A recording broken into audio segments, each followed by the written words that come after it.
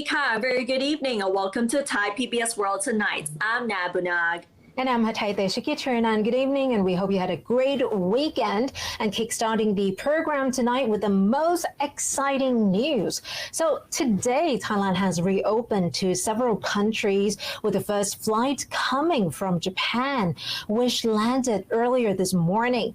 So the first 43 Thai and foreign passengers arrived at Suvarnabhumi International Airport during the early hours of today, which is the first day Thailand is reopening to fully vaccinated and COVID negative foreign arrivals from selected countries with only 1 day quarantine.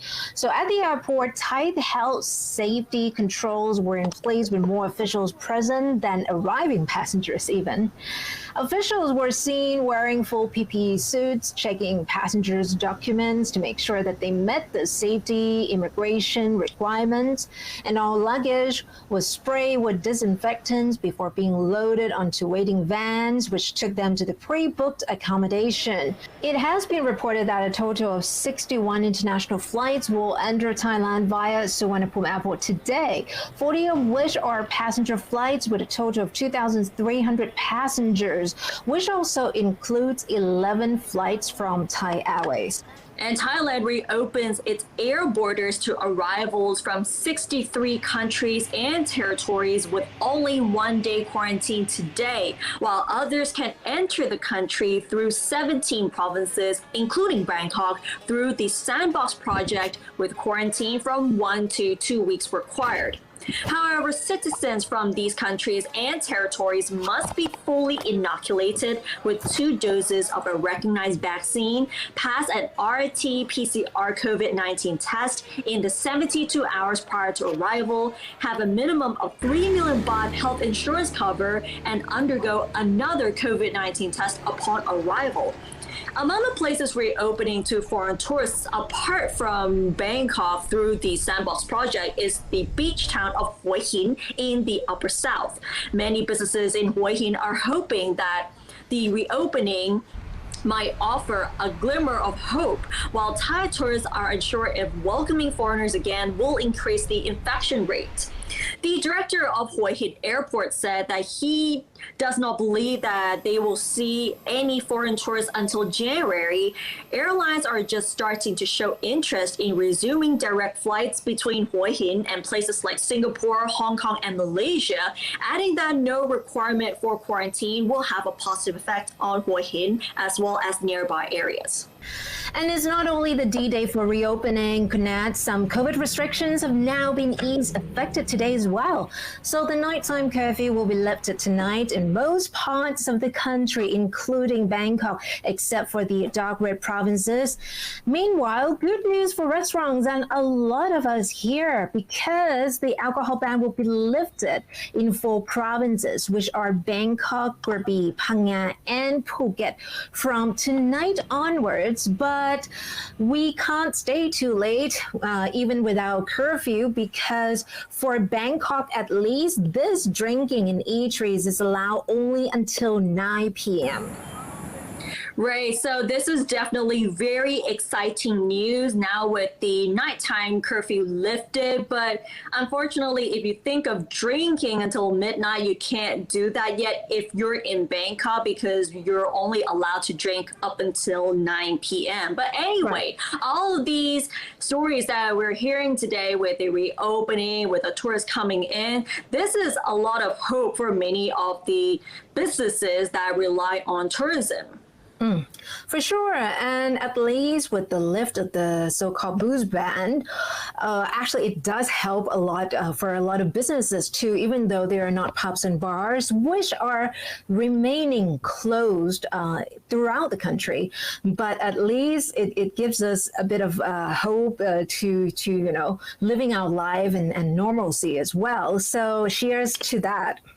Exactly. We do need a bit of life outside as well. And along with the full reopening of the country to foreign travelers, many schools across Thailand have reopened today with their on-site classes after it has been closed for a few months due to the COVID-19 pandemic. Many schools around the country resumed on-site classes for the second semester today after being closed since May due to the COVID-19 pandemic. At Badindesha School in Bangkok, the school's director said that the on-site classes were open today for about 600 lower secondary students out of 4,413 as a trial, adding that 16 sites with good air circulation and which are considered safe have been designated as their classrooms. He said that about 94% of students have been inoculated with 2 vaccine doses, and he expects all students to be fully inoculated by November 8th. Some of the students approached by Thai PBS reporters said they were excited to see their friends again after several months apart, but fewer parents were seen arriving with their children compared to pre-COVID-19. Meanwhile, in Samut Sakhon province, only 3 schools were allowed to reopen by the Provincial Communicable Disease Committee after being closed since last December. So it's almost a year now when the second wave of COVID struck the province. So about 90% of the more than 3,000 high school students at Samut Sakhon, Vityalai, one of the 3 schools allowed to reopen, have been fully vaccinated. The school's director said that the students will attend in person and online classes on alternate weeks. So it's not like, complete reopening on site. And this is exactly the new normal practice here when online classes are still conducted. And each classroom will only contain 23 students to maintain social distancing. And the other 2 schools, which also reopened in the province today, are Wat Laksipipat and Laksong Songsen Witia.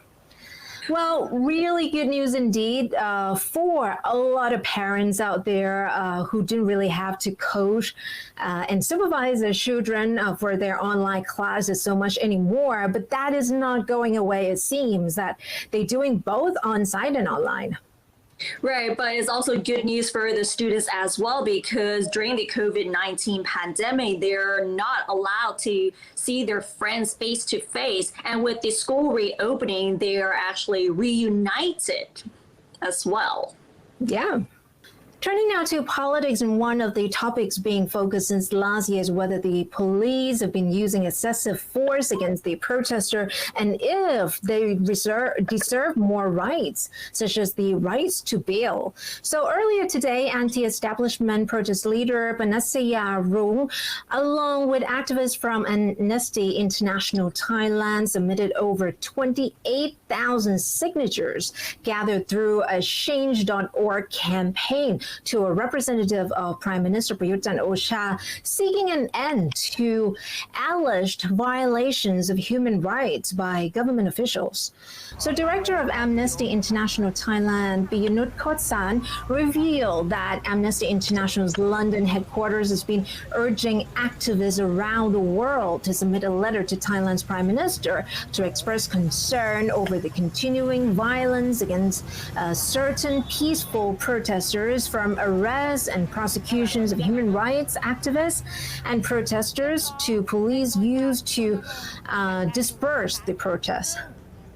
The Amnesty International Thailand director said that 1,634 people, and including 257 people of whom who are aged under 18, who are minors here, have been prosecuted in the past year for just exercising their freedom of speech and their right to, and exercising their right to peaceful assembly as well. So most of them risk being sentenced to long prison terms, including even life prison terms.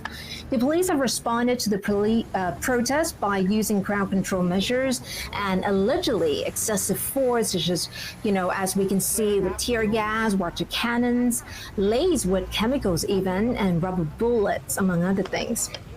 And Amnesty International Thailand submitted 3 key demands to the Thai government. The first demand is to drop all criminal charges against those who peacefully exercise their human rights and release all related detainees.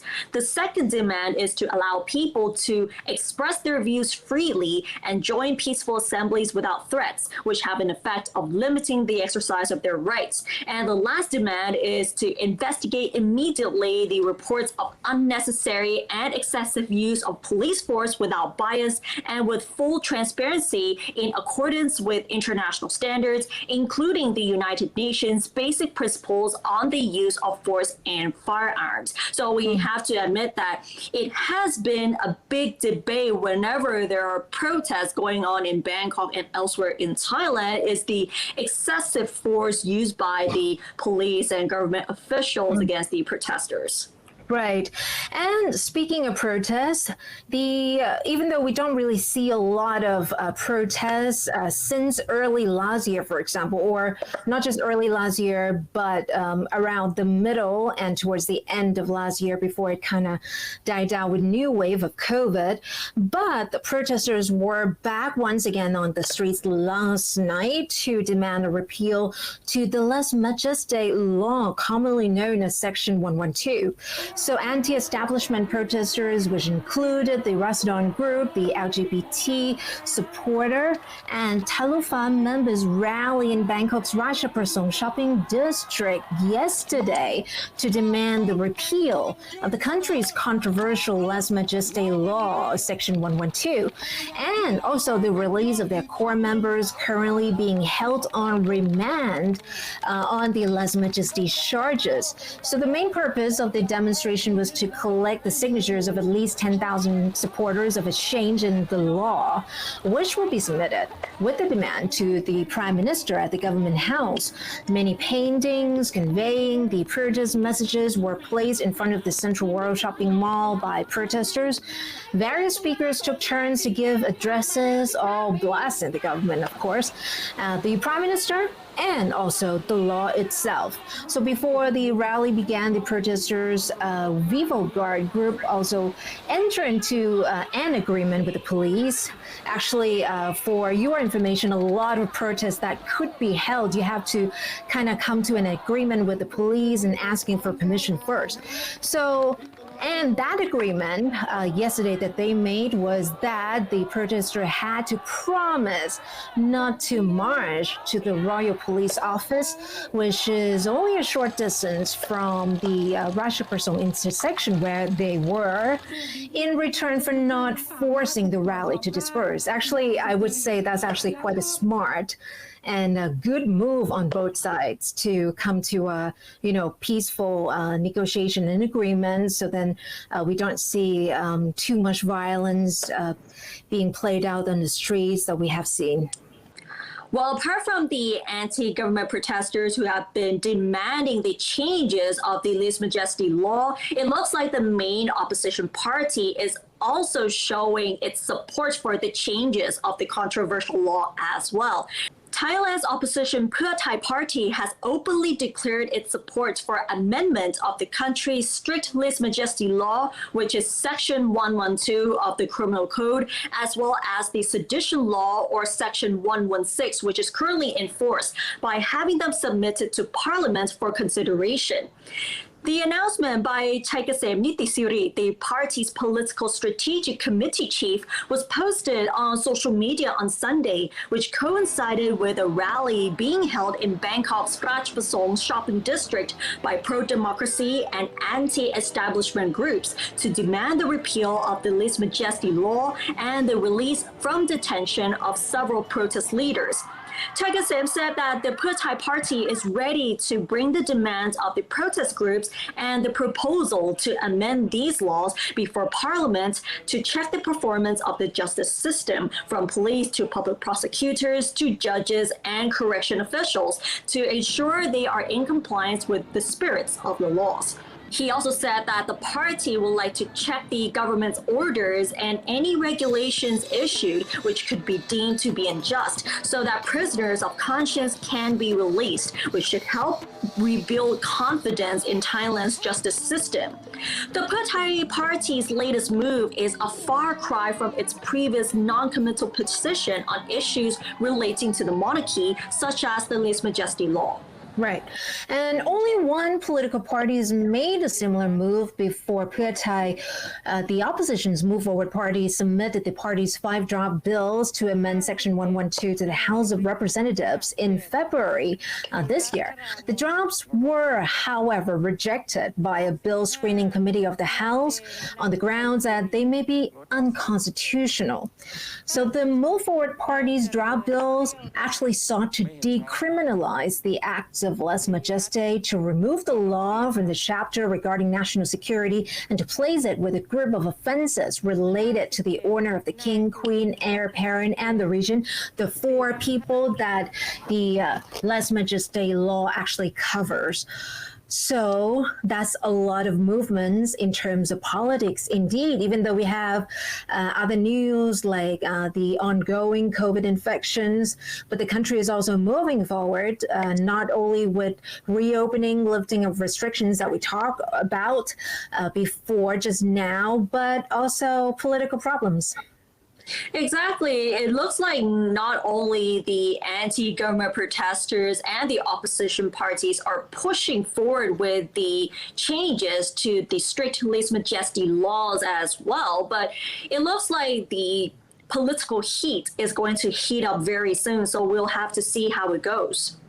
And the heat will probably, help a little bit when it comes to cooler weather that we are expecting, because tomorrow, the winter is really coming officially tomorrow. So yeah, looking forward to that. I'm sure a lot of people are really looking forward to that as well. Yep. And with that, we wrap up this edition of Thai PBS World tonight. But do catch us like this every weekday at 7 p.m. for all the top stories, explainers, and commentaries. And don't forget to follow us on social media as well as our website, thaipbsworld.com, for all the latest updates as well as analyses. Thanks for watching, stay safe, and we'll see you tomorrow. สวัสดีค่ะ สวัสดีค่ะ